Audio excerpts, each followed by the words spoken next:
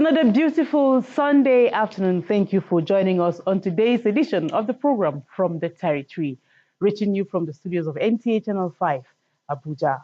Today on our package, as you Thursday, when they were murdered just 2 months after a similar tragic incident happened in Okoma in Delta State.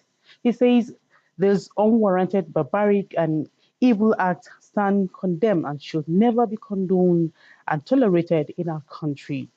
Our soldiers and the police have the honorary president says hundreds of them have paid the ultimate price in fulfillment of their duty, while some have experienced the indignity of being manhandled by the people they protect.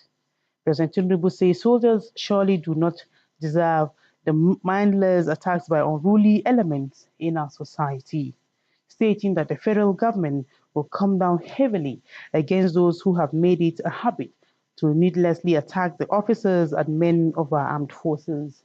He says on no account should, under any guise, have the audacity, should anyone under any guise have the audacity to kill agents of the state, and makes it clear that the government and the Federal Republic of Nigeria and the armed forces have the capacity to crush violent non-state actors making our communities unsafe.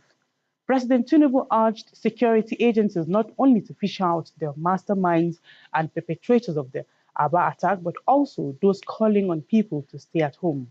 Their action, he says, is nothing but a treasonable offense. He warned that the fact that the security forces are exercising necessary restraint should not be mistaken for weakness.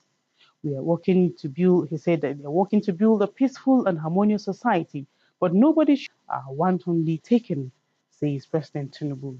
While he expressed condolences to the families of the 5 slain soldiers, their colleagues, and the leadership of the armed forces, he urged other men and women on peacekeeping duty not to be discouraged by the unfortunate incident in Aba. Minister of State for Labor and Employment in Kiruka says the declaration of a nationwide strike in the middle of negotiation is not in the best interest of the country and its people, as it stands known to the suffering of millions surviving on daily incomes.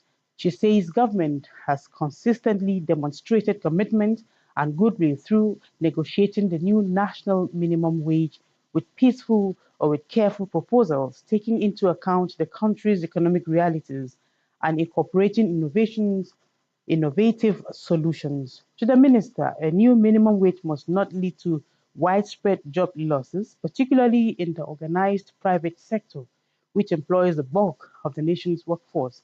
Hence, the need to finding a balance between the needs of workers and the economic realities of the country.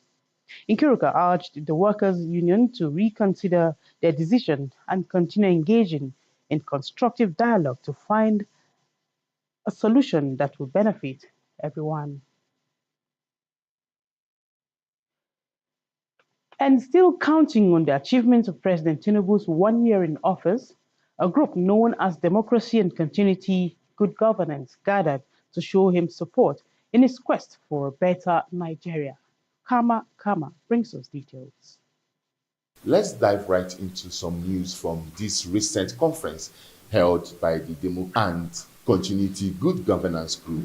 This conference took place on May 30th. In Maiduguri, we want some more effort in that area to help us. It's through collective effort like these that Nigerians can foster